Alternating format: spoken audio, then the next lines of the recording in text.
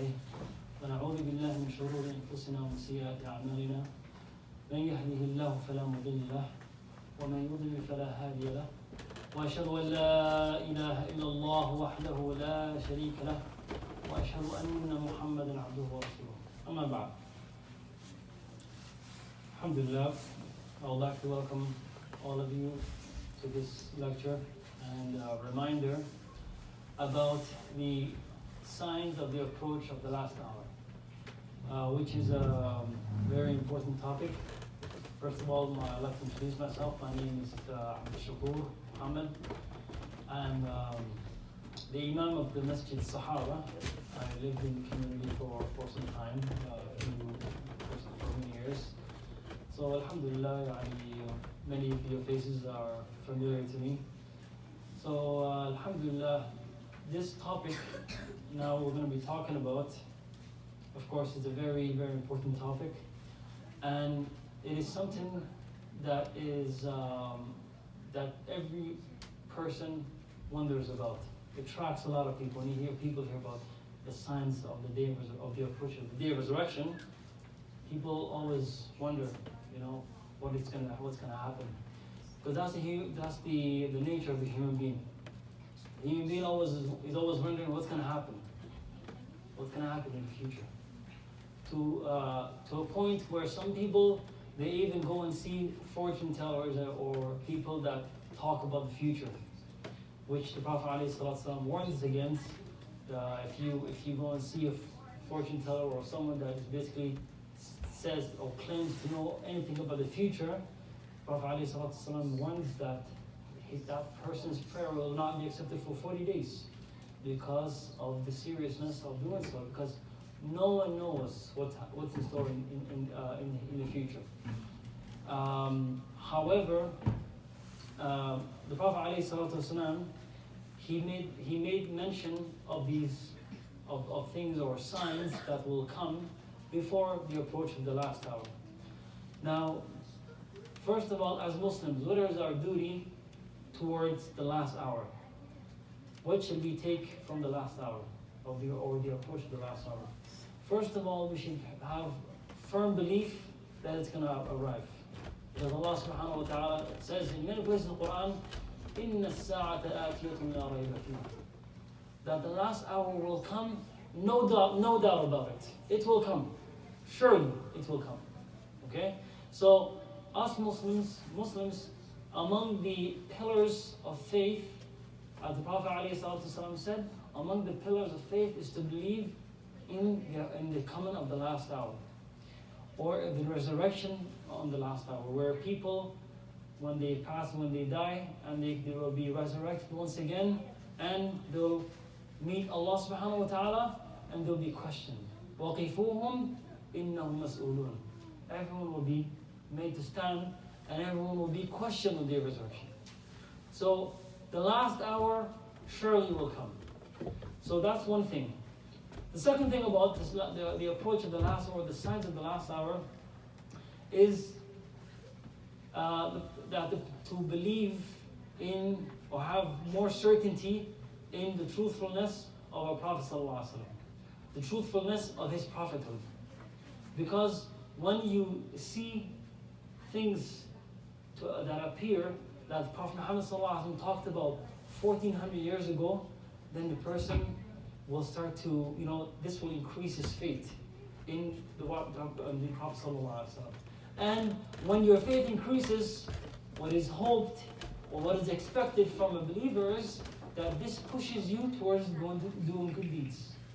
As will come in the advices the Prophet ﷺ will give, is hasten towards the good deeds. Hasten towards the good deeds. Don't postpone. Don't think you will stay for another year or 2 or 3 and so on and so forth. No, hasten towards the good deed. Immediately do the good deeds. So this is what belief and the knowledge of the approach of the last hour, or the signs of the last hour, should bring to a Muslim.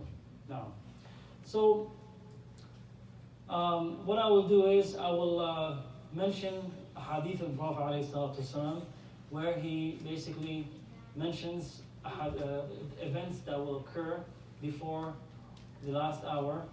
And these events, the scholars, they basically categorized it. They categorized it into minor and major signs. Minor and major signs. Why do they do so? Is because mainly there's one hadith that mentions 10 signs. That mention 10 signs that will happen, and these 10 signs are considered the major signs of the day of resurrection. These 10 are considered the major signs of the approach of the last hour. So because of that, that's why you always hear the 10 signs of the day of resurrection, the 10 signs of the approach of the day of resurrection. Because there's a hadith in Sahih Muslim that mentions those 10 events in a single hadith. Inshallah, we will come to those.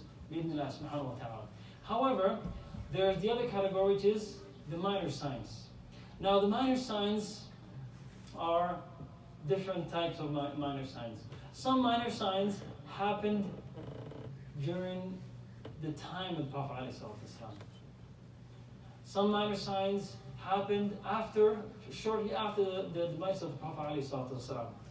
Some minor signs happened before, and they keep happening over and over and over again throughout the times since the Prophet ﷺ left this world, and they will keep on happening. Some signs, they happen once and they don't come back later on.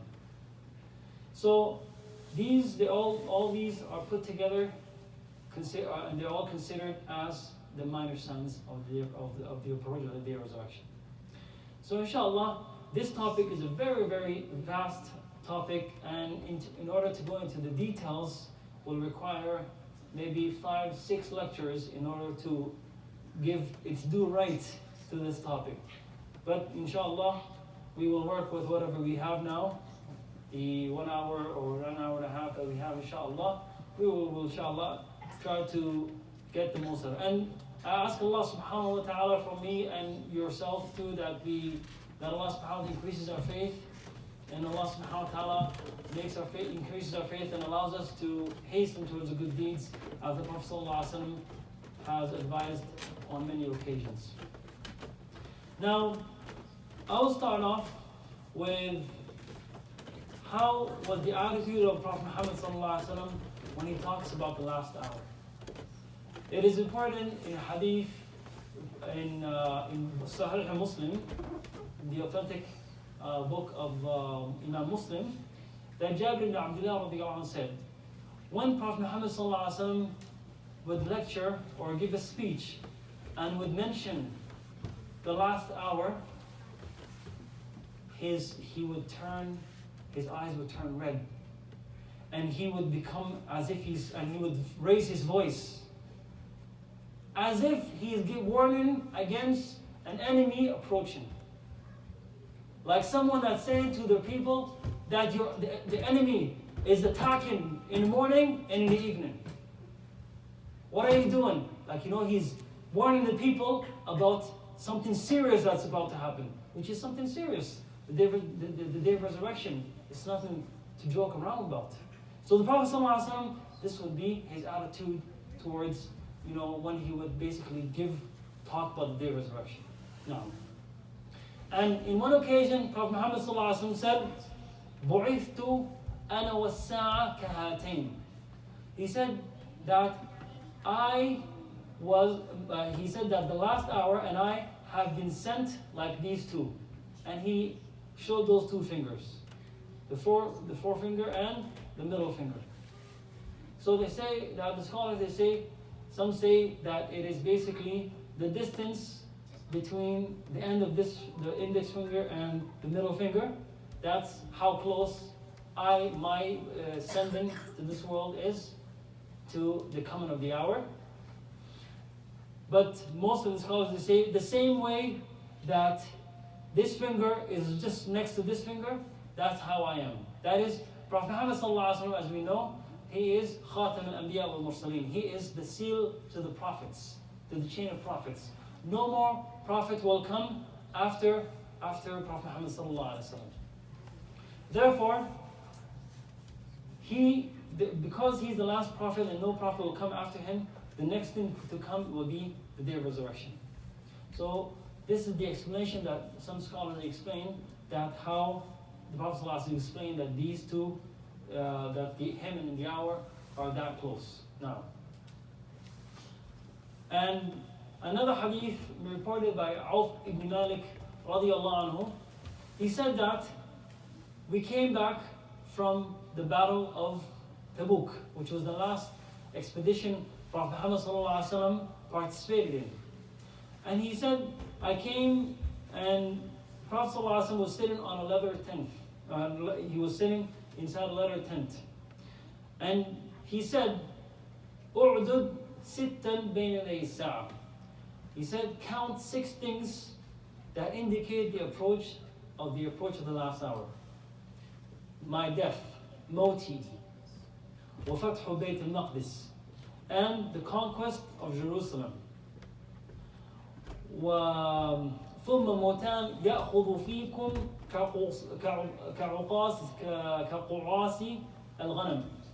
He said that then two things that will cause major death, and it will basically afflict the Muslims. And those two are, I will give more details about it, but it's going to be, one is going to be the plague, and one is going to be, there's going to be the fight that happened amongst the Sahaba. This is another event the Prophet ﷺ mentioned.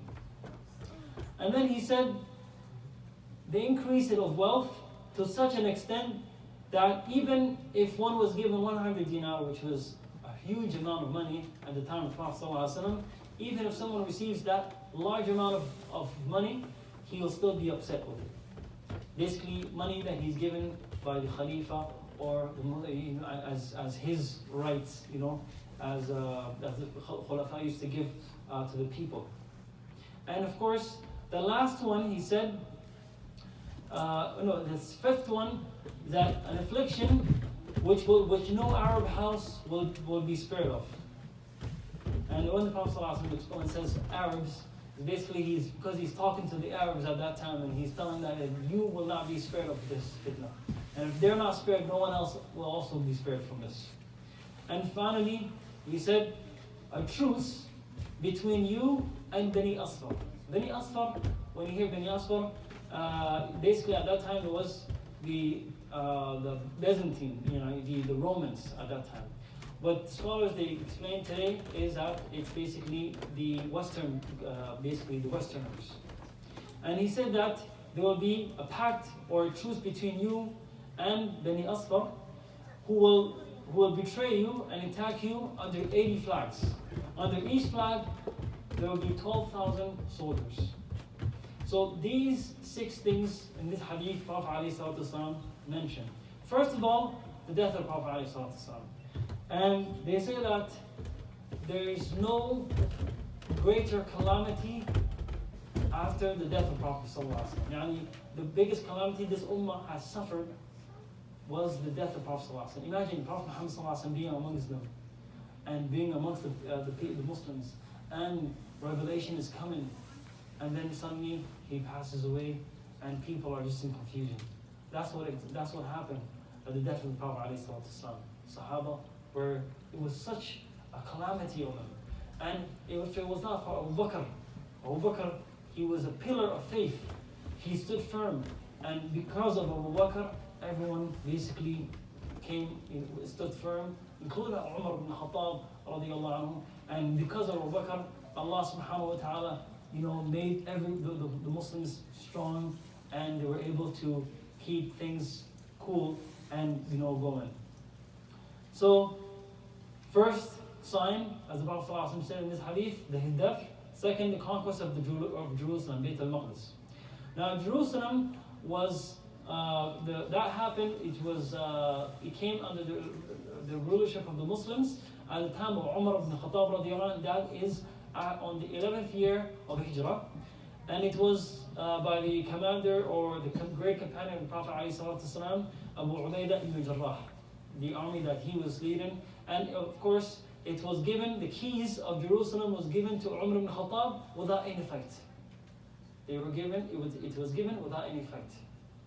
Now, and the third thing is the plague. The plague, which is called Ta'un Amwas. Amwas was a city, basically, or back in days it was a city in Palestine, near a city called Ramla. And in that plague, 25,000 Muslims passed away in that plague, including their leader, Abu Ubaidah ibn Jarrah. Abu Ubaidah ibn Jarrah, Prophet ﷺ used to call him Amiru Hadihi al-Ummah. He was the most trustworthy person in the Ummah of Prophet Muhammad ﷺ. To a point that Umar ibn Khattab, he was, without any doubt, he was going to make Abu Ubaidah ibn Jarrah the leader after him. But after he died, khalas, he made the other Sahaba decide who will be the next after him. Fourth, the abundance of wealth.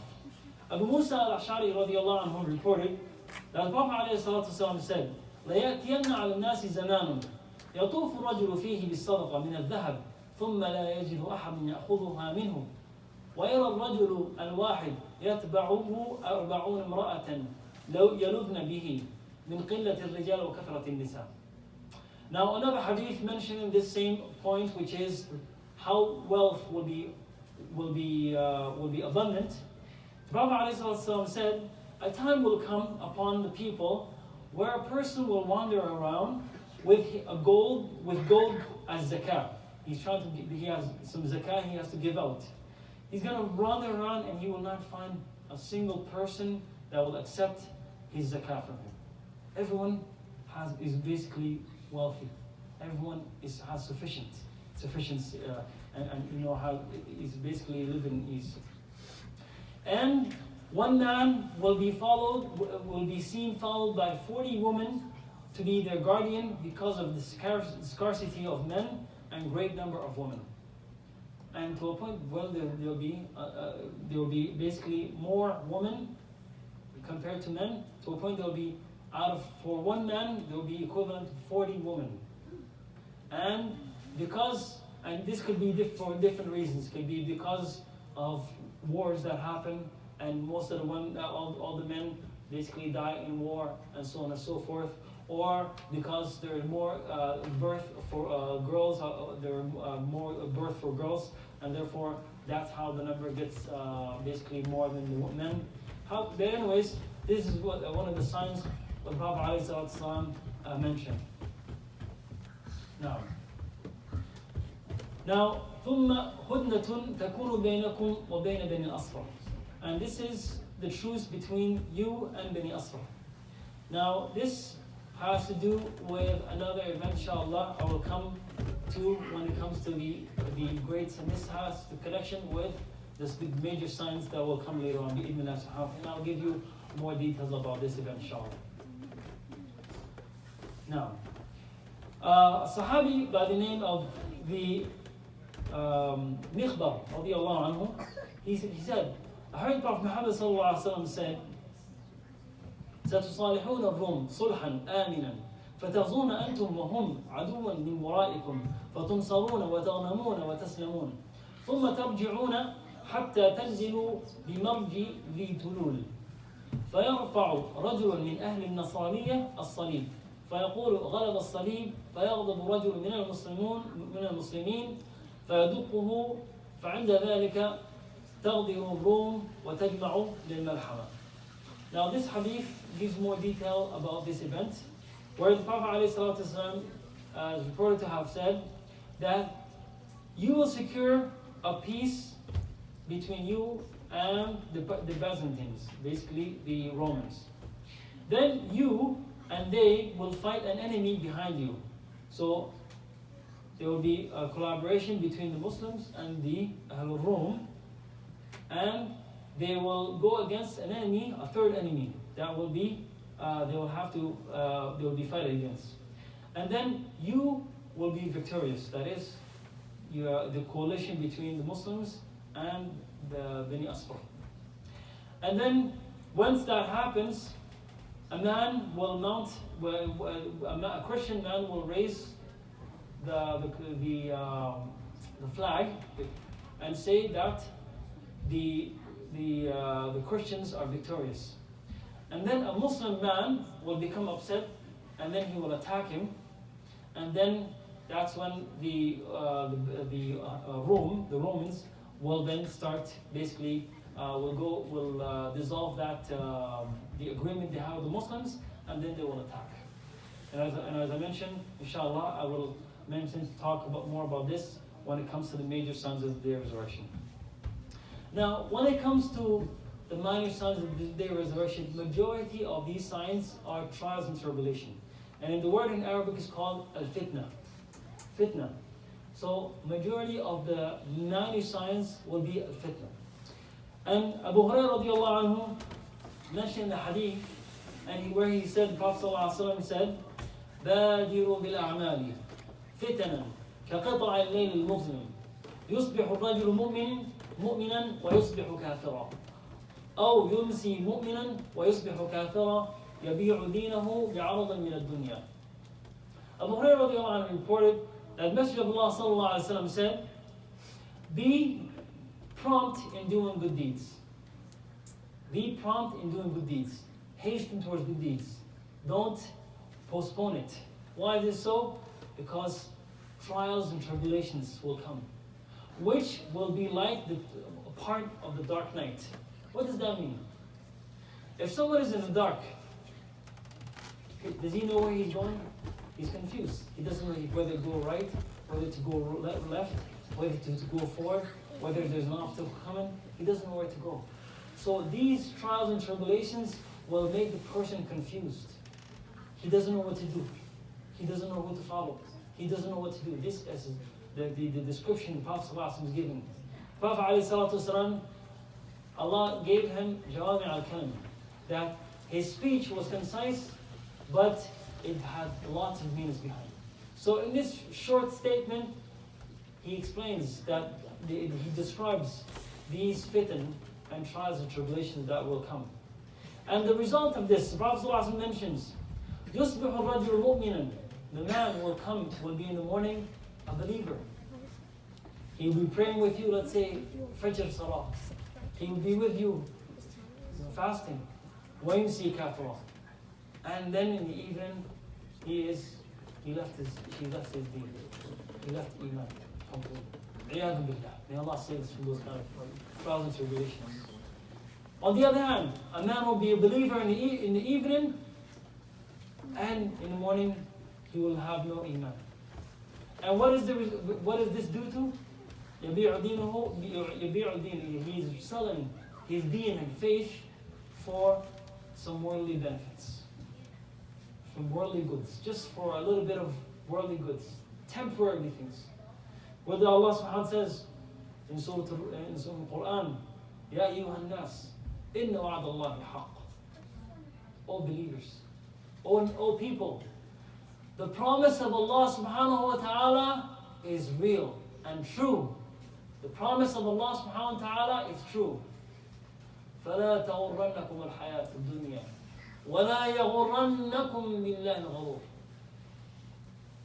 Therefore, do not be misled by the worldly glamour, the glamours of this world. And do not be deceived by the great deceiver, that is Iblis. إِنَّ الشَّيْطَانَ لَكُمْ عَدُوٌ فَاتَّخِذُوهُ عَدُوًّا. Shaitan is a great enemy to you. Therefore, treat him as your enemy. This is what Allah subhanahu wa ta'ala tells us. So Allah subhanahu wa ta'ala is telling us. And when people, of course, human beings, tend to always blame other people for their mistakes.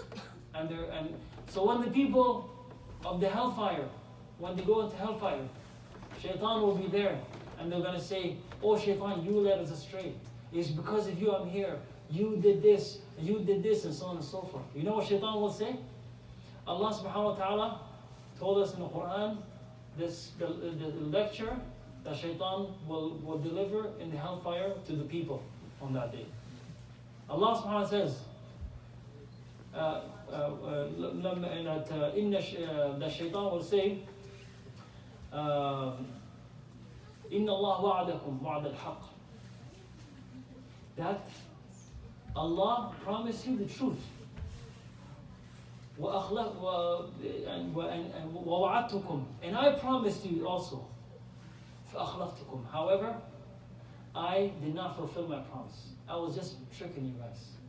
I was promising you, yeah, you do this, this will be the result. What did Shaitan do to our father and our mother? He told him, when Allah told him not to take or not to eat from that tree, what happened? He said, Shaitan came to them and he told them that I'm a good, I'll give you good advice. I'm an advisor for you, a trustworthy advisor. If you eat from this tree, what's going to happen? What is going to happen that you will become like two kings and two angels, and you will have eternal life.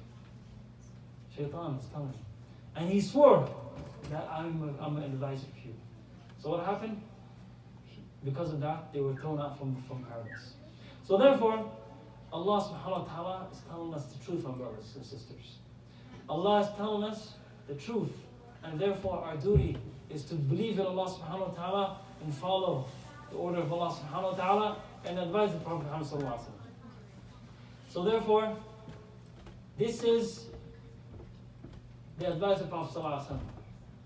One advice, بادروا بالأعمال. Hasten toward the good deeds. Don't postpone. If you wanted to learn Quran today. If you want to give sadaqah today. If you want to do good, do it today. Why tomorrow? Why the next week? Why then? And so on and so forth.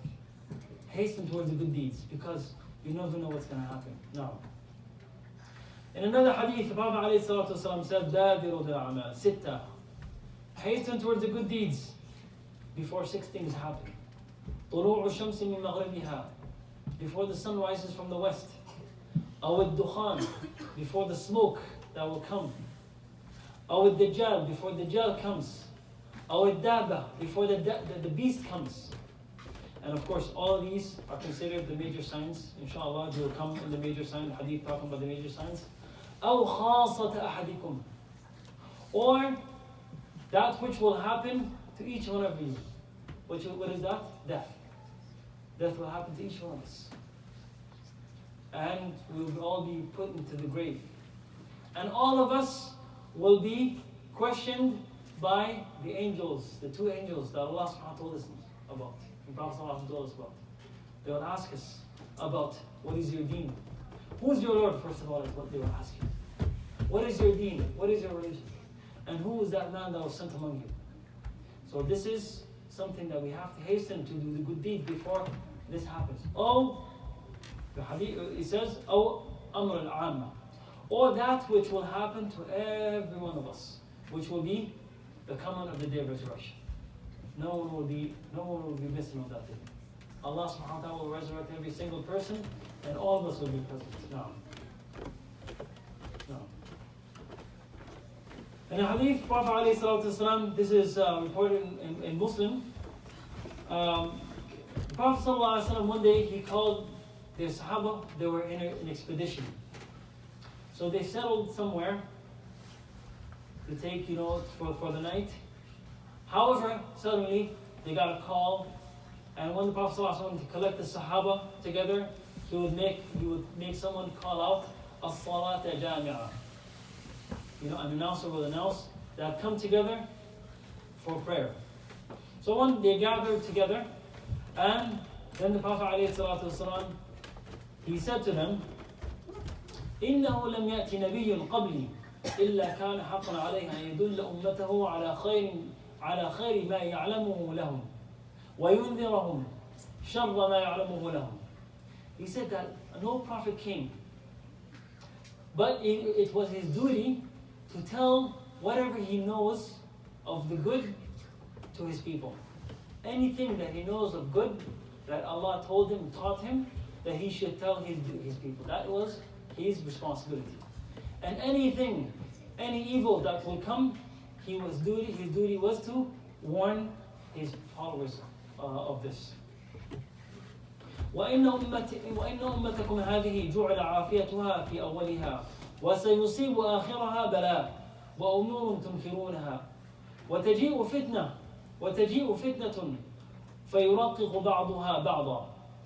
Then the Prophet ﷺ said that this ummah, the community or the followers of Prophet Muhammad ﷺ, of yours, its beginning will be of peace and security. The first early generations will be in peace and security. However, its later stages of existence will be afflicted with trials and things disagreeable to you. To a point that the person will come and there will be tremendous trials, one after another, each making the previous one dwindle into insignificance.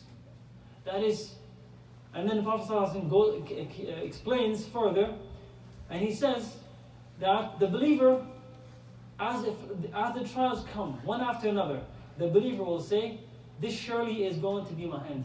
This trial here is going to be my end. However, they will pass, and another one will come. And then he would say, no, surely this one will be my last one. Like each time one trial comes, it comes and it will be worse than the one that came before it. That's how the fitna and the trials the Prophet ﷺ described that will come. But finally, the Prophet ﷺ, he made a final advice to the people, to the followers and believers. He said, فَمَنْ أَحَبَّ أَنْ يُزَحْزَحَ عَنِ النَّارِ, the one who wishes to be saved from the hellfire, وَيُدْخَلَ الْجَنَّةِ, and to be entered into paradise, فَلْتَأْتِ مَنِيَّتُهُ وَهُوَ يُؤْمِنُ بِاللَّهِ وَالْيَوْمِ الْآخِرِ, he should die, his death should come to him while he strongly believes in Allah subhanahu wa ta'ala and the last day. وَلْيَأْتِ إِلَى النَّاسِ الَّذِي يُحِبُّ أَنْ يُؤْتَى إِلَيْهِ, and he should make sure that he treats people as he likes to be treated himself. So look at this. What the Prophet ﷺ is stressing on here is that we strengthen our faith, my brothers and sisters. Our faith, we have to make sure, we have to do what we should do, take the responsibility to strengthen our faith. What will strengthen our faith? First of all, knowledge. Knowledge of Allah subhanahu wa ta'ala. Who Allah is subhanahu wa ta'ala. What are the attributes of Allah subhanahu wa ta'ala? Knowing Allah subhanahu wa ta'ala by His attributes. And when we know Allah subhanahu wa ta'ala by His attributes and His names, His beautiful names, this will increase love for Allah subhanahu wa ta'ala. And once we love Allah subhanahu wa ta'ala, our brothers and sisters, the love of Allah subhanahu wa ta'ala and His Prophet sallallahu alaihi wasallam, this will bring sweetness of Iman. As the Prophet sallallahu alaihi wasallam said in a hadith, ثلاث, three things, if found in one person, وجد حلاوة الإيمان, certainly he will taste the sweetness of Iman and faith. أن يكون الله ورسوله أحب إليه مما سواهما, that Allah and His Prophet are more beloved to him than anyone else. He loves Allah and His Prophet more than anything else and anyone. وأن يحب المرء لا يحبه إلا لله, and he loves his Muslim brother only for the sake of Allah subhanahu wa ta'ala, for no other reason. And finally, وأن يكره أن يعود في الكفر كما يكره أن يقذف في النار, and that he dislikes to go back to kufr. In another version of the hadith, that he dislikes to go back into life of sin after Allah subhanahu wa ta'ala saved him from such, like he dislikes to be thrown in the fire. Now, when we hear about fitan, there's one sahabi that has to be mentioned, because this sahabi was known to be the one that most of the hadith and that talk about the signs of the day of resurrection, he would always be mentioned in those. And this is Hudayfa ibn al-Yaman. He was also known as the keeper of the secret of the Prophet ﷺ. The Prophet ﷺ told him secrets. Among the secrets the Prophet ﷺ told him was the names of all the hypocrites at the time of the Prophet ﷺ, by name. He knew them, but he didn't tell anyone he's the secret of the Prophet ﷺ. And Umar ibn Khattab knew that Hudayfa knows the munafiqeen, the hypocrites. So when Umar ibn Khattab radiallahu anhu, he would come to a janazah, he would come to perform the salah on a deceased person, he would look for Hudayfa. If he doesn't see Hudayfa, he leaves and he tells the people, you pray on this person. Because I'm very suspicious of this person. Yeah. So Hudayfa ibn Yaman radiallahu anhu, he said, كان الناس يسألون رسول الله صلى الله عليه وسلم عن الخير وكنت أسأله عن الشر مخافة أن يدركني. That people usually ask the Prophet صلى الله عليه وسلم about good things. However, I used to ask Prophet Muhammad صلى الله عليه وسلم about the evil. Why would he ask the Prophet صلى الله عليه وسلم about evil? Because he said, I was afraid that I get affected by the evil. So in one instance, he said, O Prophet of Allah, Inna kunna fi jahiliyyah wa shar. O Prophet of Allah, in the past we were in ignorance and evil. O Prophet of Allah, after this, the good that Allah brought to us, that is Islam and Prophet Muhammad sallallahu alaihi wasallam, will there be any evil to come after this? Prophet sallallahu alaihi wasallam said, yes. Then he said, O Prophet of Allah, after this evil, will there be any good?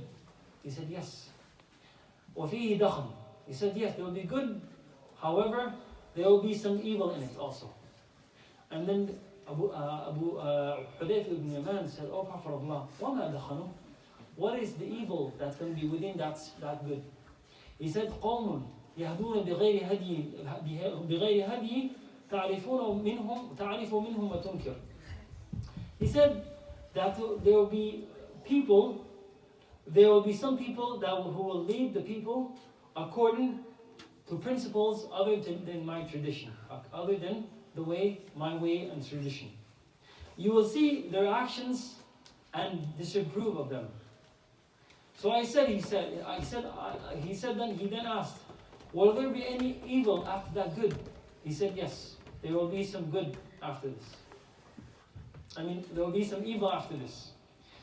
And he said that these will be people that will be calling towards the doors of hellfire.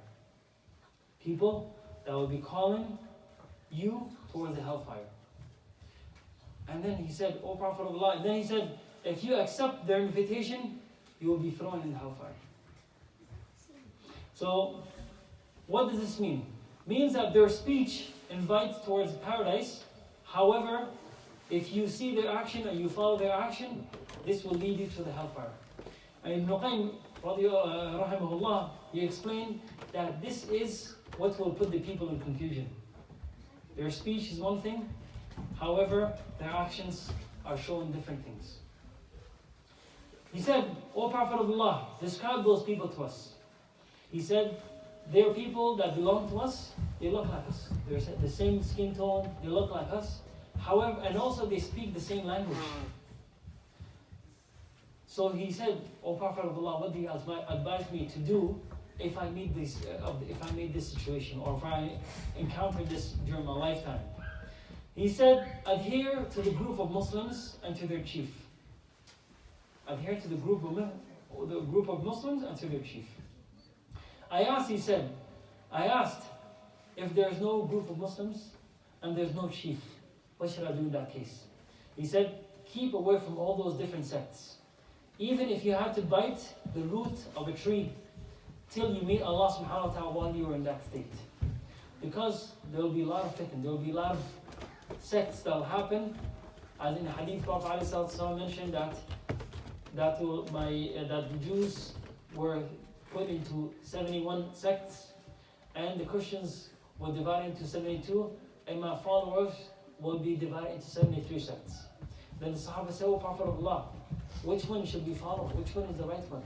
He said, all of them will go to hellfire except those who abide or follow the book of Allah subhanahu wa ta'ala and the sunnah of Rasulullah sallallahu alaihi wasallam. So this is the way you're going to know what is the right one. So those who follow the commands of Allah subhanahu wa ta'ala, abide by the Quran, and follow the sunnah of Rasulullah sallallahu alaihi wasallam. Now.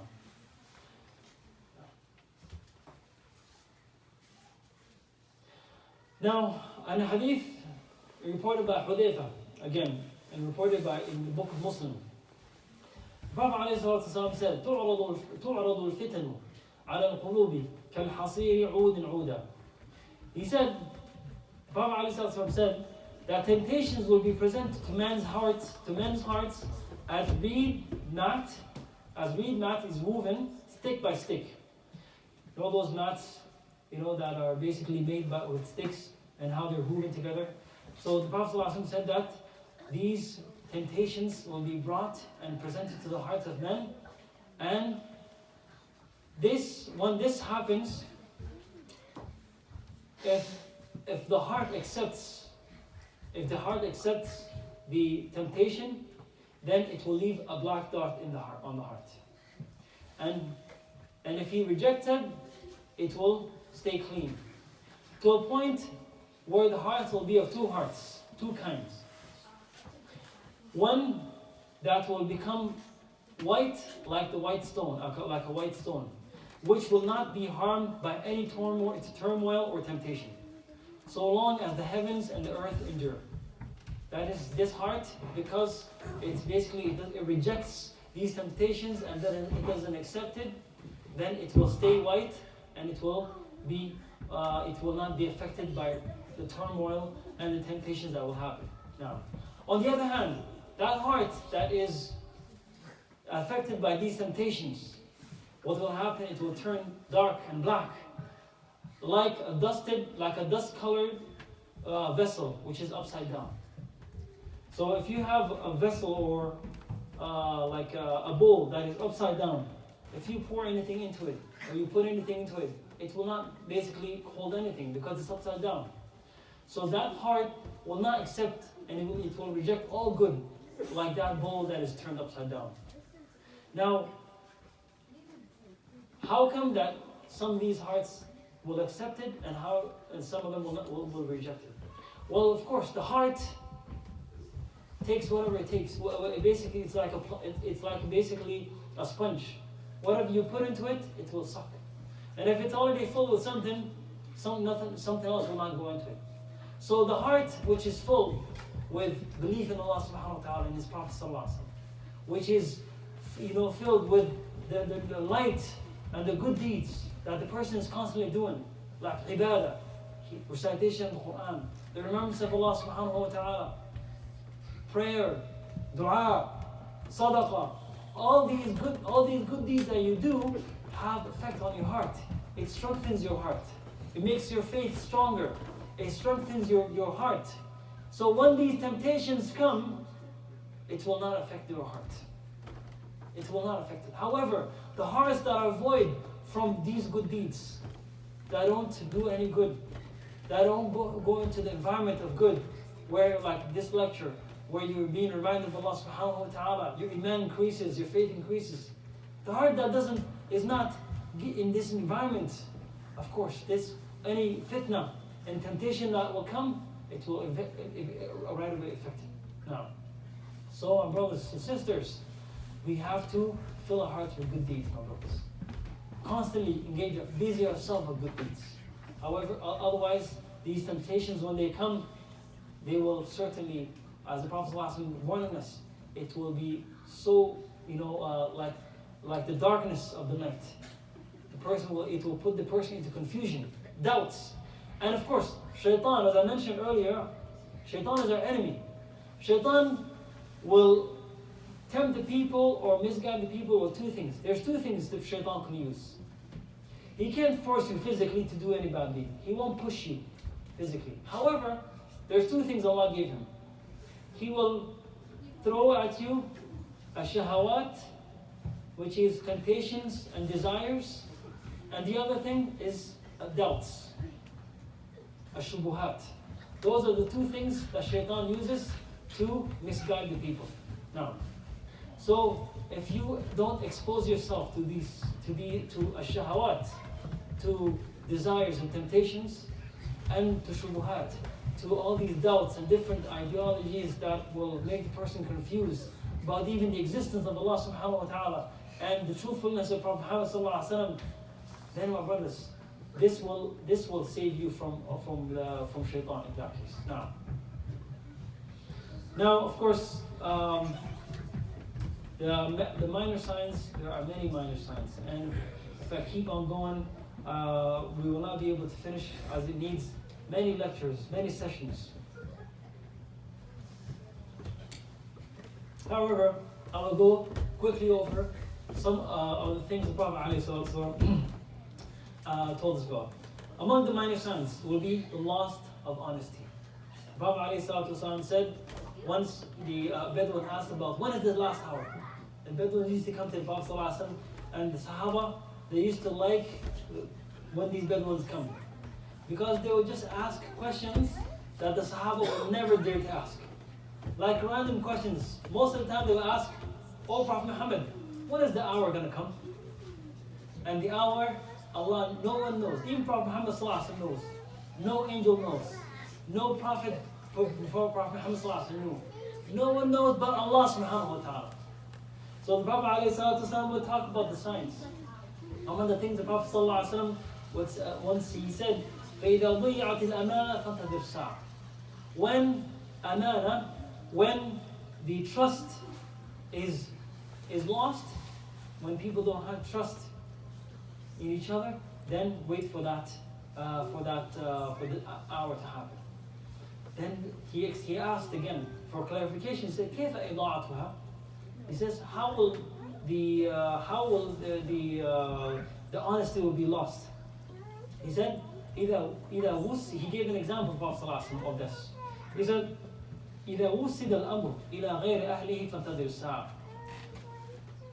When the power or authority comes in the hands of people who are unfit to lead, then you should wait for the hour to happen.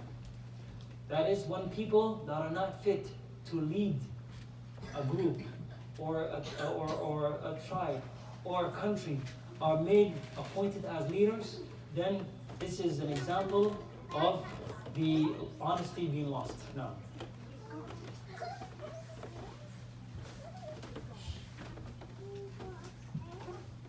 another sign of the day of resurrection: excessive killing.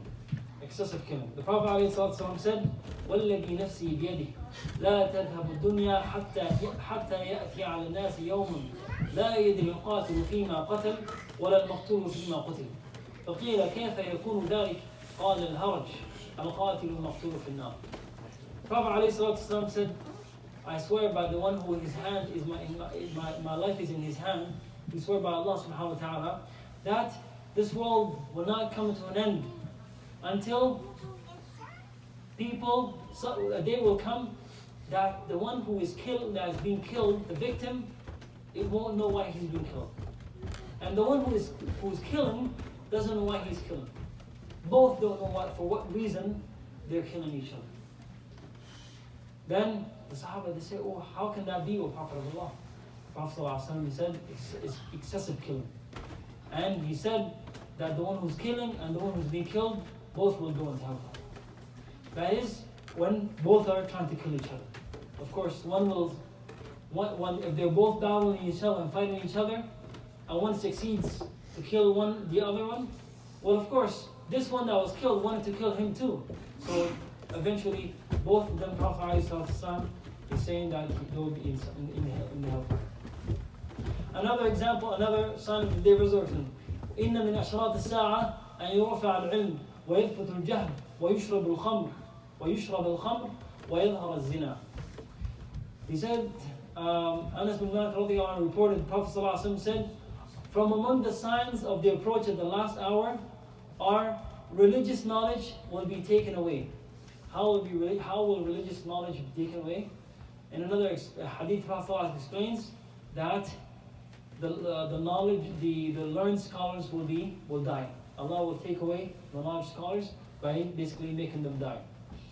And of course, religious ignorance will prevail. When knowledge goes away, then jahl and ignorance will prevail. Drinking of alcohol becomes very common.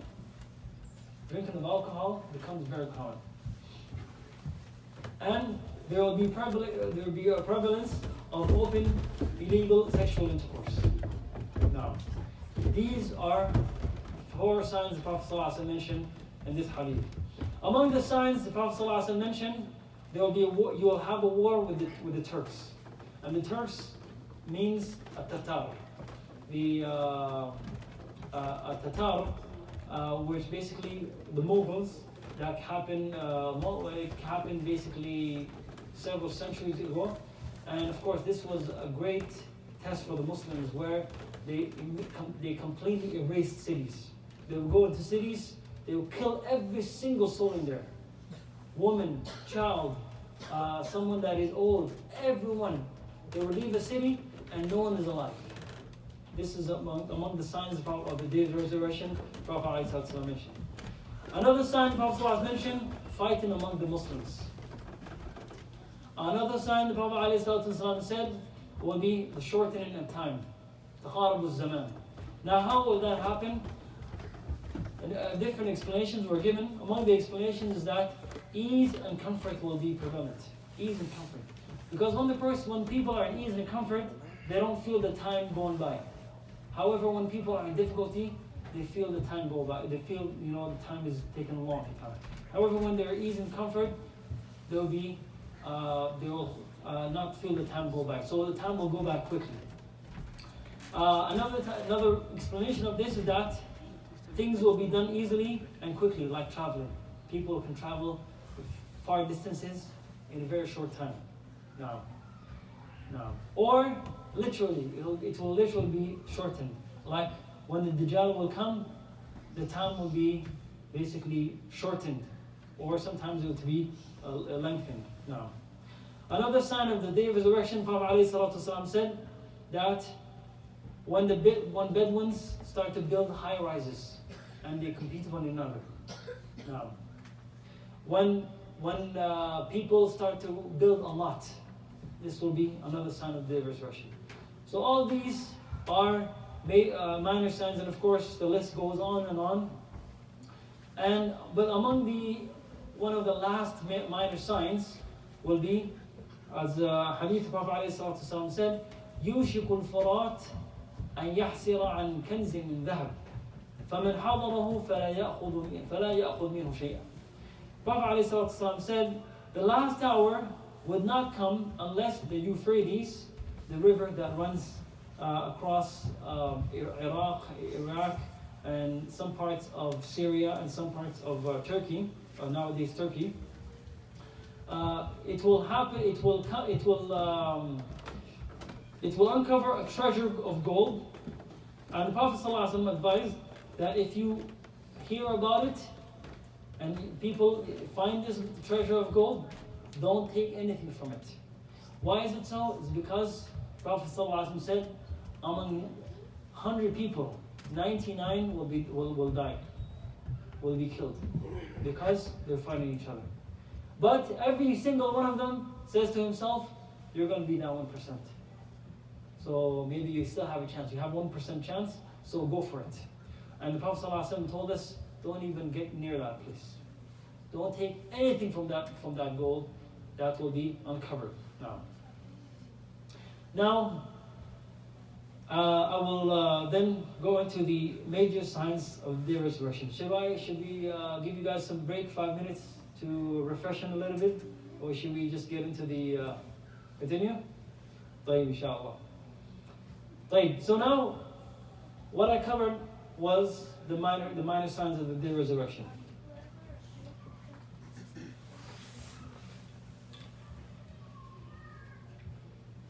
Now, I'm going to get into the major signs of the day of resurrection.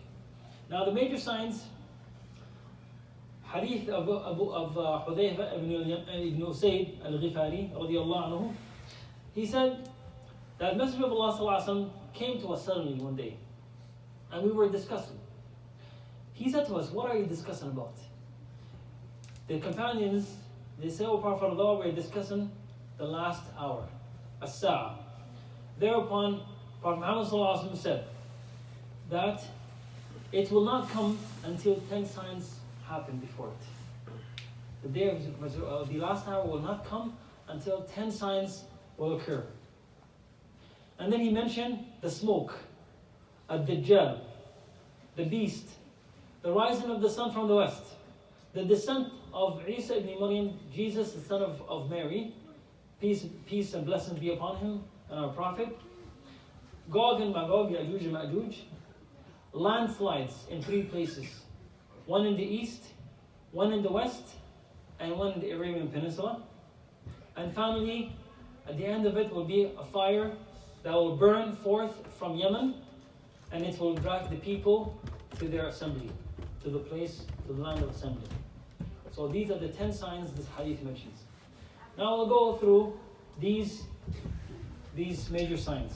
Now, one thing about these major signs, the Prophet ﷺ said in a hadith reported by Abdullah ibn Amr radiallahu anh, that al-ayat kharazatun manzumat fi silk فإن يقطع السلك يتبع بعضها. He said that these signs of the hour are like beads fastened together by a thread. Once the thread is cut, then they all fall one after the another. So it's like basically, those tasbih, and how all those beads are all together. If that one is cut and it falls down, it's going to basically follow in succession right after the other. So there will be no time. One happens, the other one comes after. The other one comes after. The other one comes after. Now, and the scholars, they agreed upon, after when they looked at the different hadith and the different proofs from the Quran and the Sunnah, that the first major sign to appear will be Ad-Dajjal. Dajjal will be the first one to appear. The Prophet ﷺ said, مَا بَيْنَ خَلْقِ آدَمْ إِلَىٰ قِيَامِ السَّاعَةِ خَلْقٌ أَكْبَرُ مِنَ الدَّجَّالِ. And another hadith, the Prophet ﷺ said, مَا بَعَثَ اللَّهُ مِن نَبِيٍّ إِلَّا أَنذَرَ قَوْمَهُ الْأَعْوَرَ الْكَذَّابِ إِنَّهُ أَعْوَرُ وَإِنَّ رَبَّكُمْ لَيْسَ بِأَعْوَرُ مَكْتُوبٌ بَيْنَ عَيْنَيْهِ كَافِرٌ. Now, the Prophet ﷺ said, since Allah created Adam alayhi salam, until the last hour, there's no greater trial than the trial of Dajjal. So his trial is the biggest trial. In another hadith, the hadith that I basically mentioned after, Prophet ﷺ said there's not a prophet that came. But he warned his people of al-a'war al-kadhab, the one-eyed liar, that is Dajjal. And the Prophet then said, sallallahu alaihi wasallam, innahu a'war, he is one-eyed. And Allah subhanahu wa ta'ala, your Lord, is not one-eyed. And it is written on his forehead, kafir, the letters kafara, it will be written. And in the hadith, the Prophet sallallahu alaihi wasallam specifically says that only the believers will be able to read that. No one else. Whether the believer can read Arabic or not, he's illiterate or not, he will be able to read these letters on the forehead of Dajjal, and he will recognize that this is Dajjal. Now, there's a long hadith reported by An-Nawas ibn Sam'an the Sahabi. He said, the Prophet ﷺ one day, he mentioned Dajjal in the morning. And he sometimes described him to be insignificant. And sometimes he described his strong role as significant, as very significant. So basically, the Prophet ﷺ, sometimes he would consider the trial of Dajjal as being insignificant. It's nothing. Sometimes he would consider it something really, really important and dangerous that we should be afraid of. And to a point that Sahaba thought that he is hiding in behind one of these palm trees that are in Medina. They became so afraid. So the Prophet ﷺ came to them in the evening and he saw they were afraid of something. And he told them, what's the matter with you? They said, "Oh Prophet of Allah, you mentioned to us about Dajjal." And we became afraid of Dajjal, of the approach of Dajjal, and that we thought maybe he could be behind one of these, he'd be so close that he's behind one of these palm trees. Thereupon the Prophet ﷺ said to them, don't be afraid. Because if Dajjal comes and I'm among you, I will protect you from him. However, if he comes and after my death, then Allah subhanahu wa ta'ala will protect every Muslim on my behalf, and Allah will protect him against his evil. Then the Prophet ﷺ started to describe how Dajjal looks like. He said, he will be a young man with twisted, contracted hair and a blind eye. I compare him to Abdul Uzza ibn Qatan. This is some individual that was living among them at that time, and he compares it to him. And he said, he would basically survive. If you ever meet him, you should recite the first verses of Surah Al-Kahf in order to be protected against the temptation and the trial and tribulation of the Dajjal. You should recite the 10 verses. In some hadith mentioned the 10 first verses. Another hadith reported the last 10 verses of Surah Al-Kahf. But if we're wise, we'll memorize the whole surah, just in case, So he said that he will appear in a path between Iraq and Syria, and then he will start spreading his mischief right and left. And then, O servants of Allah, be steadfast on the truth. Then the Prophet ﷺ started talking about how long he will stay here. He said, the Sahaba, of course, they asked him. Good thing Sahaba were curious about, they would ask questions. They said, O Prophet of Allah, how long will he stay on earth? He said, 40 yawman. He would stay on earth for 40 days. However, these 40 days are not regular 40 days. Yawmun kasana. First day, one day will be like a year. Wa yawmun kashahr. Another day will be like a month, the length of a month. Another day will be like a week. And the rest of his days will be like your days. Now look at Sahaba radiallahu anhu. You know what they're thinking about? Whatever they're thinking about, what do you think they were thinking about in this situation? They started thinking about Salah. Oh Prophet of Allah, the day that's going to be like a year, are we going to pray? Should we only pray five prayers? What should we do? The Prophet ﷺ said, no. أُقْدُرُوا لَهُ قَدْرًا. No, he said you should estimate the approximate time where the prayer time is, and you should pray at that time. From this hadith, many scholars use this hadith to basically make the calculation of the salah when conditions are extreme. Such as, once I went to Yellowknife, and subhanAllah, it was summertime, and Maghrib time, Isha time, it was like Maghrib. Fajr, it was like almost sunrise. So we're like confused, what time do we pray? But subhanAllah, due to this hadith, the ulama, they make estimation that you pray the same time as the closest major city where the Muslims are.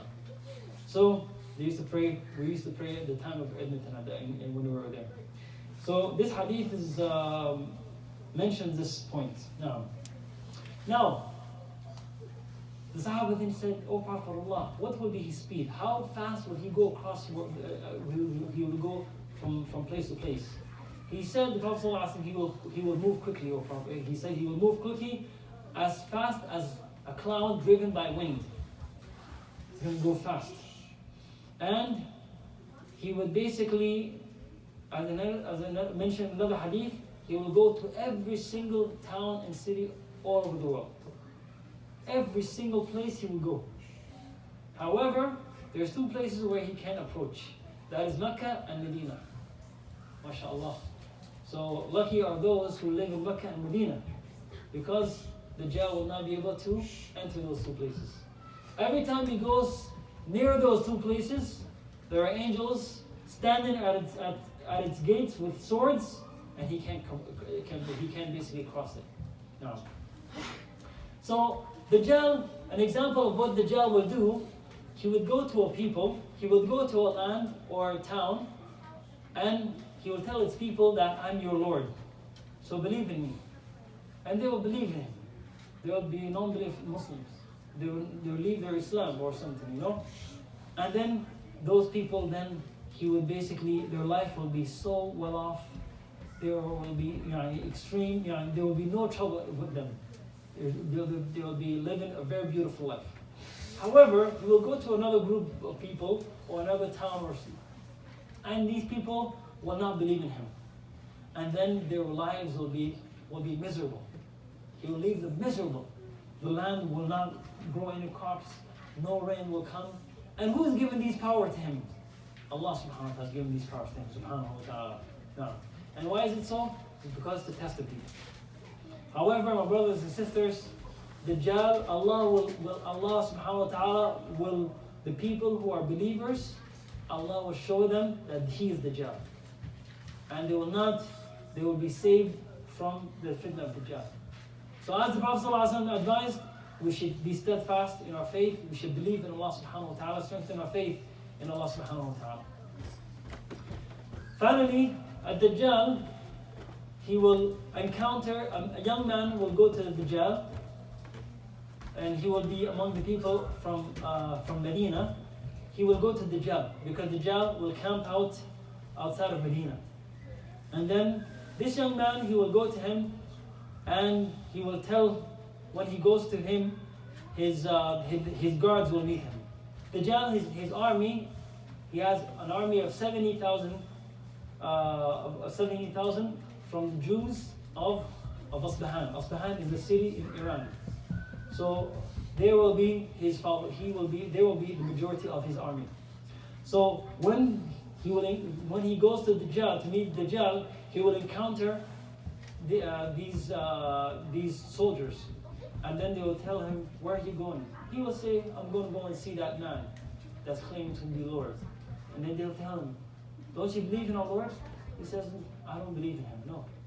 And then they will want to kill him. So some of them will stop, some of them will intervene and say, didn't your Lord prevent you from killing anyone before he meets them? So then they bring him to Dajjal. So when he goes to Dajjal, then Dajjal will basically, when he comes and meets him, he says to him, you're a Dajjal. You're a Dajjal that Prophet Muhammad warned us against. And why is it so? Because he will see the sign of kafir or kafara that will be written on his forehead. And then he will tell people, Dajjal will then address the people. And he will tell them, if I kill this man and bring him back to life, will you really believe in me? Will you be certain that I'm your Lord? They'll say yes. Then what he's going to do, he's going to cut him into half, slice him into half. And both halves he will walk between both halves. And then he will tell him to come back to life. He will come back and he will be laughing. And he will say, right now I'm even more certain that you are Dajjal. And you will not be able to kill me. And Allah will not be, Dajjal will not be able to kill him after this. Allah subhanahu wa ta'ala will make this, the space between his ear to his neck like you turn into like metal, and Dajjal will try to kill him and he will not be able to do so. And as that is happening, then Isa ibn Maryam will be descending at that point. Isa ibn Maryam, the second sign of the day of resurrection, will be Isa alayhi salam coming down. Now Isa ibn Maryam alayhi salam, he will come, and very interesting things that will happen at the time of Isa ibn Maryam alayhi salam. The Prophet alayhi salatu wasalam will said that Isa ibn Maryam will come, he will descend in فبينما هو كذلك إذ بعث الله عيسى بن مريم فينزل عند منارة البيضاء شرقي دمشق بين مهرودتين واضع كفيه على أجنحة ملكين.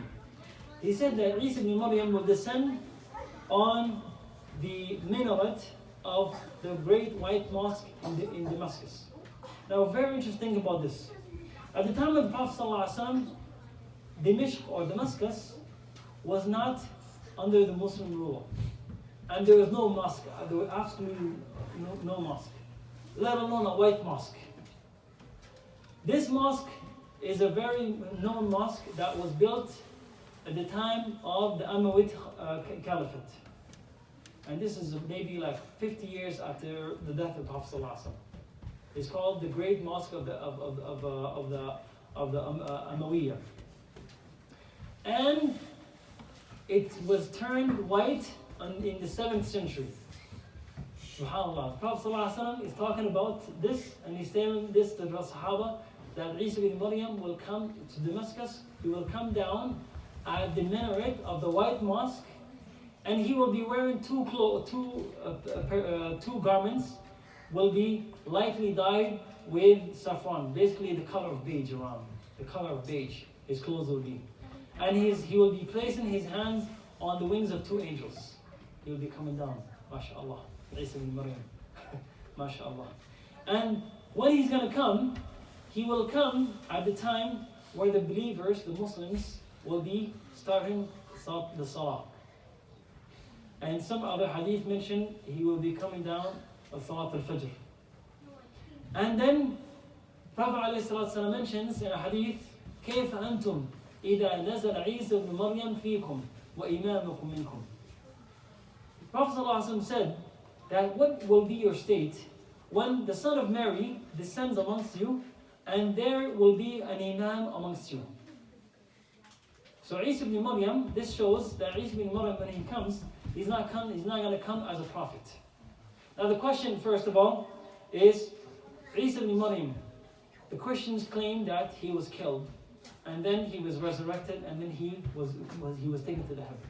However, this Allah subhanahu wa ta'ala says in the Quran, وَمَا قَتَلُوهُ وَمَا صَلَبُوهُ وَلَكِنْ شُبِّهَ لَهُم. Isa ibn Maryam alayhi salam was never killed, and never was he crucified. However, that companion of his that brought the army to him so that he can be killed, that individual himself was given the image of Isa alayhi salam, and they took him. They didn't take Isa ibn Maryam. Allah subhanahu wa ta'ala said, بَلْ رَفَعَهُ اللَّهُ إِلَيْهِ. Allah subhanahu wa ta'ala ascended Isa alayhi salam. Now, so Isa ibn Maryam did not die. He was ascended by Allah subhanahu wa ta'ala. And he will come. When he comes, he will come back as one. He will come back as part of the ummah of Prophet Muhammad sallallahu alaihi wasallam. And he will not be as his sharia will no longer, or his scripture will no longer be the one that will be the legislation. He will be going according to the legislation of Prophet Muhammad sallallahu alaihi wasallam and the Quran and the Sunnah of Rasulullah sallallahu alaihi wasallam. So the Prophet sallallahu alaihi wasallam is indicating here that the Imam will be among you. Who is this Imam? Now this Imam, many scholars, of course, this hadith it mentions this, but the hadith that mentions his name specifically, and they will say Imamukun al-Mahdi. This is Imam al-Mahdi. Who is Imam al-Mahdi? And the hadith Prophet ﷺ mentions Imam al-Mahdi will be from his progeny, and he will have the same name as Prophet Muhammad ﷺ. His name will be Muhammad ibn Abdullah. He will be a pious person, a regular person. However, when the time will come, Allah subhanahu wa ta'ala will give him one night, will give him everything that he needs to be a leader, whatever, knowledge, bravery, courage, knowledge, wisdom, everything. He will be given one night, and then he will basically accept the leadership of the Ummah of Prophet Muhammad. And what will happen about Imam al-Mahdi, that the Prophet said one night, Aisha radiallahu anha said that she saw the Prophet he was behaving weird, in a strange way. And then he woke up, and Aisha said, "Oh Prophet of Allah, tonight your behavior is not normal. What happened?" He said, Prophet Al-Ajab, I saw something very strange. إن ناس من أمتي يؤمون بالبيت برجل من قريش قد لجأ بالبيت حتى إذا كانوا ببيداء خسف بهم. He said that there will be some people from my followers or my ummah that will go and attack the Kaaba, they will attack, they will go and take an army toward the Kaaba. And they're going to be trying to attack a man that will be taking refuge in the Kaaba. And who's that person? Of course, this is Al-Mahdi. And what's going to happen is when there will be at a point in a desert area, Allah subhanahu wa ta'ala will make all of this army be swollen by the earth. All of them, the first to the last. Some hadith mention just a few of them will be spared so that they can come and give the news to the people. Now this is going to be the sign that Al-Mahdi, that he is the Mahdi. Because of course in the past years there are many people that came out claiming to be the Mahdi, but they were not the Mahdis. And this is the sign the Prophet ﷺ gave that this will be the sign that Mahdi will appear. So Al-Mahdi will come and he will lead the Ummah, and he will bring back the hadi of the Prophet ﷺ and the way of the Prophet ﷺ. He will revive the Sunnah of Rasulullah ﷺ, and he will lead the Ummah like the Prophet ﷺ and the Khulafa al-Rashidin led the Ummah of Prophet Muhammad ﷺ.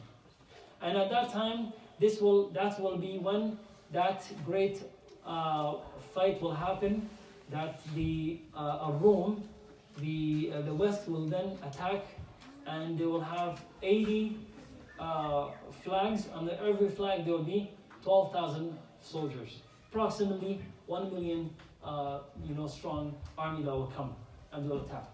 And what's going to happen will be there's going to be an army will come from Medina that will be the first to come and to the rescue of the Muslims in Sham, in Syria. When this army comes, they're waiting for others to come to basically as backup.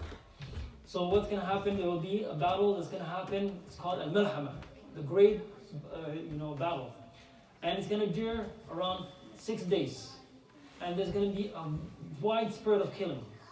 At the end, the Muslims will prevail, and just about when the battle is finished, there will be an announcement that a Dajjal came out in your places, in where you came from. So go back, and then there will be a group of commandos that will be sent to go and check if this is true, if Dajjal has truly came out. So when they go, and the Prophet ﷺ described, he said that this group of commandos, I know them by their names and the names of their fathers, and I can see the signs of their animals and their horses that they're going to be riding. And when they go and they're going to find out that it was not true, they come back, and as soon as they come back, the Dajjal will come out. So as they are getting ready to battle the Dajjal, then Isa ibn Maryam will come, and they will be in Damascus getting ready to battle the Dajjal. And when Isa ibn Maryam comes, then Isa ibn Maryam will come with one thing, which is he will come with he has an order that any non-Muslim that smells it, he will die, including a Dajjal. When Dajjal comes in the sight of Isa ibn Maryam, he will start to melt like salt melts in water. However, Isa ibn Maryam will seek him until he meets him at a place called Bab al-Lud. Bab al-Lud is a known place in Palestine, near Jerusalem, and it didn't exist at that time, the Prophet ﷺ. However, this is another sign of the Prophet ﷺ telling us was to come, that he will meet him at that place and he will kill him with his sword. Isa ibn Maryam will kill him with his sword. Now, once Isa ibn Maryam kills Ad-Dajjal, then he's going to basically start to give glad tidings to the believers that were steadfast against the fitna of Dajjal, and he's going to give them glad tidings of their positions in Jannah. And subhanAllah, it's going to be it's going to be a good time at the time of Isa ibn Maryam. However, as this is happening, Allah subhanahu wa ta'ala tells Prophet Isa that, O Isa, Allah, the third major sign will come now. This is the coming of Ya'juj wa Ma'juj. Ya'juj wa Ma'juj, Gog and Magog. Gog and Magog, Allah subhanahu wa ta'ala told Isa ibn Maryam, O Isa, take my slaves with you to the mountain, because I have sent such people that will come that you will not be able to defend yourself. Because of their numbers, huge numbers, you can't defend yourself. So Prophet Isa will take the leaves with him to the mount called Mount Tur, and all the Muslims, wherever they may be, they're going to basically go into fortresses, build fortresses in order to protect themselves from the fitna and the trial of Ya'juj and Ma'juj. Who are Ya'juj and Ma'juj? Who's Gog and Magog? Gog and Magog are people that were at the time of a pious king called Abdishakour. And his story is mentioned in Surah Al-Kahf, and the last story that's mentioned in Surah Al-Kahf. Of course, I don't have time to go over the story of Abdishakour. However, Abdishakour was a king, as I mentioned, that he was a pious king, and he did 3 journeys. The Quran mentions one towards the west, one towards the east, and one towards the north. Now, when he went to the north, he met a people that no one knew their language. No one knew the language. However, through a long setup of translation, they found one person that knows their language. But that person, they don't know this language. But only one person knows his language. So they started to have a long translation being made until they were able to understand each other. So what these people told Abdishakour, O Abdishakour, إن يأجوج ومأجوج مفسدون في الأرض فهل نجعل لك خرجا على أن تجعل بيننا وبينهم سدا. So, O Abdishakour, there's people called Ya'juj, Gog and Magog, and they are doing a lot of mischief on earth. Therefore, we want you to create a barrier, to put a barrier between us and them, so that we can live at peace. So Abdishakour, and they said, we will offer you money and something in exchange. Abdishakour said, what Allah gave me is better than what you are offering me. However, if you will help me with resources, I can help you. So Abdishakour created a barrier between, and they were between basically two great mountains. And Ya'juj and Ma'juj used to cross the valley between these 2 great mountains. So what he did is he blocked this valley, or this entrance through these 2 mountains with iron, and then with melted iron, and he then put copper on top of it, so that it became a very strong barrier that Ya'juj and Ma'juj were not able to cross. However, Allah subhanahu wa ta'ala says, when Allah order comes, Ya'juj and Ma'juj will be able to come across. At the time of the Prophet ﷺ, one night the Prophet ﷺ woke up, and he woke up fazi'an, he was shocked, and he said, وَيْلٌ لِلْعَرَبِ مِنْ شَرٍّ قَدْ اقْتَرَبَ. Woe to the Arabs for an evil that's approached right now. He said that the barrier between Ya'juj, the barrier that's holding Ya'juj and Ma'juj has been opened the size of, a very small size. And he basically made this like a circle like this, and he said this much was open from the barrier. So their time is approaching. And the Prophet ﷺ mentioned that every day they try to open this barrier, and they keep digging and digging and digging and digging until they see the sunlight. And then they say, tomorrow we'll continue, or we'll finish tomorrow. And then they come back tomorrow, and the barrier is as it was before. And then they keep digging again until they come to a point where they can see the sunlight. And then they say, oh, tomorrow we'll do it. And they keep on doing this. And then and next day they come, the barrier is as is. They keep on doing this until Allah wills one day that when they see the sunlight, they say, we'll come back, inshallah, by the will of Allah. If Allah wills, we'll come back tomorrow. When they come back, it's going to be the way it was, and finally they're going to basically break through the barrier. So when that happens, as Allah subhanahu wa ta'ala says, فَهُمْ مِنْ كُلِّ حَدَبٍ يَنْسِلُونَ. They will be coming down from every valley in great numbers. And how many are there? Prophet ﷺ said on the day of resurrection, Allah will tell Adam, take out from the people here those who are destined to go to hellfire. So then Adam ﷺ says, O Prophet of Allah, O Allah, how many shall I take out?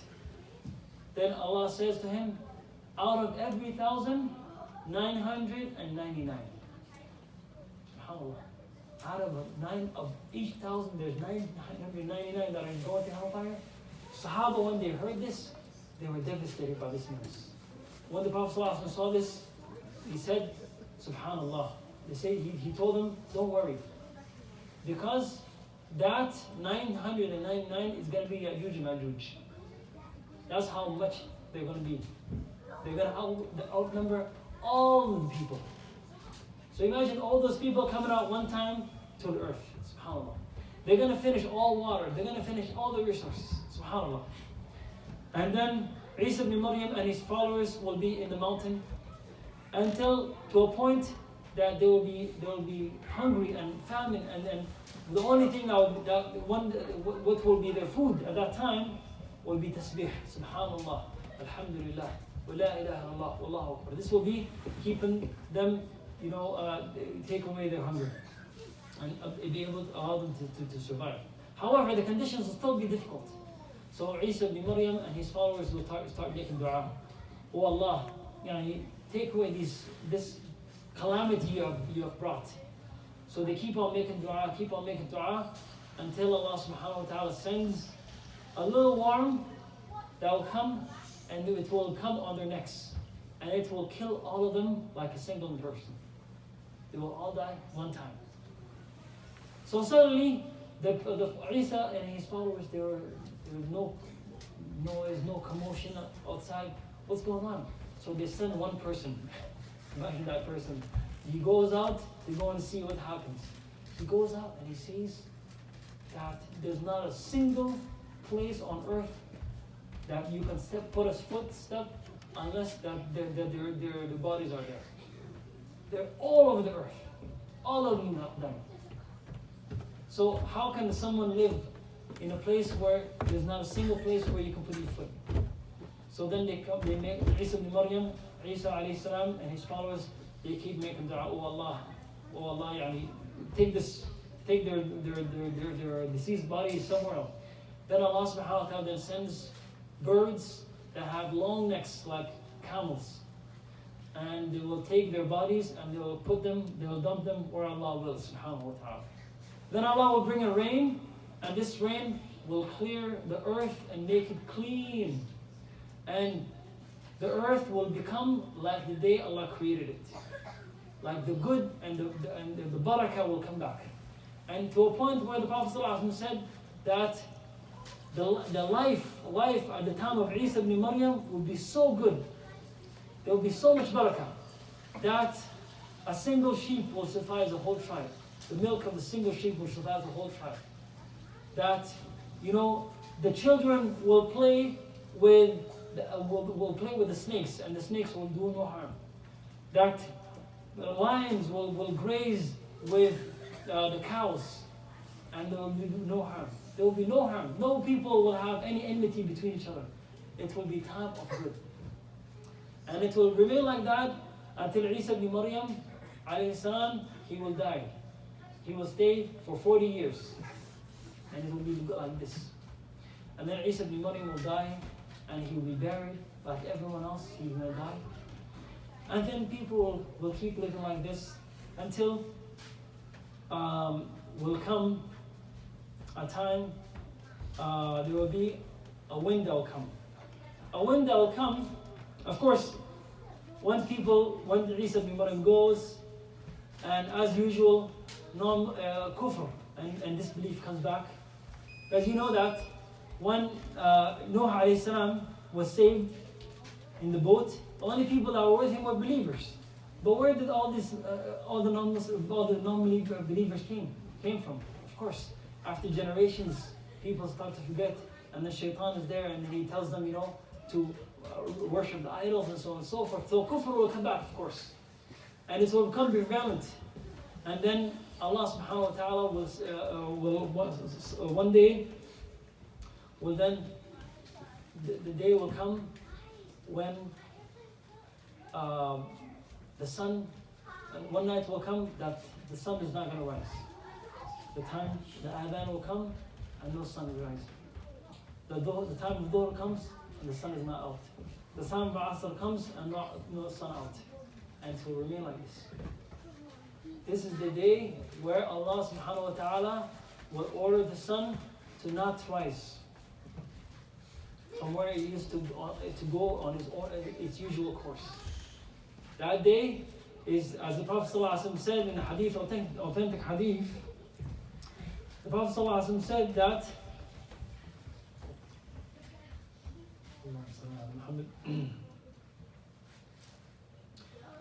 he said that, do you know what happens to the sun?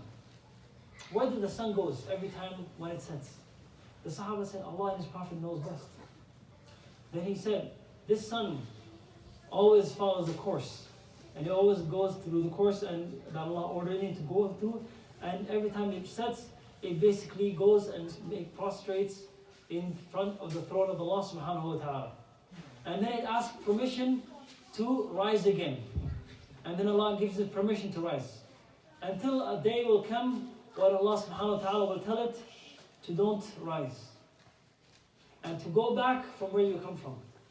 So the sun, instead of rising from the west, from the east, it will rise from the west. And this will be the next major sign of the day of resurrection. Now this major sign is very dangerous. Why is it so? This major sign, when the sun rises from the west, this is something, it's a universal sign. Everyone will see it. That day, from that day, no one can profess Iman and faith.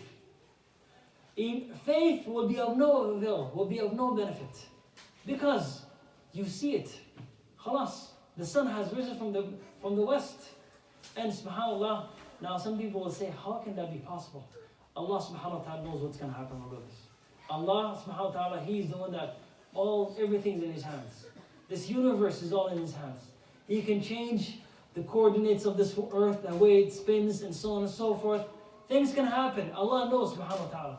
Now if someone, let's say, if someone asks you, or if you had asked someone maybe 100 years ago that one day will come where you will be in Canada and you'll be able to speak to someone in Somalia or in Saudi or in Pakistan and you can see their face and he's over there, he's there. What would the person tell you? He would tell you, you're crazy. That's not possible. However, do we live it today? We live it today. So, what the Prophet ﷺ is telling us and what Allah is telling us will surely come. And it's our duty as believers, Muslims, that we should believe in these things. Now, so the sun will rise and no faith will be accepted from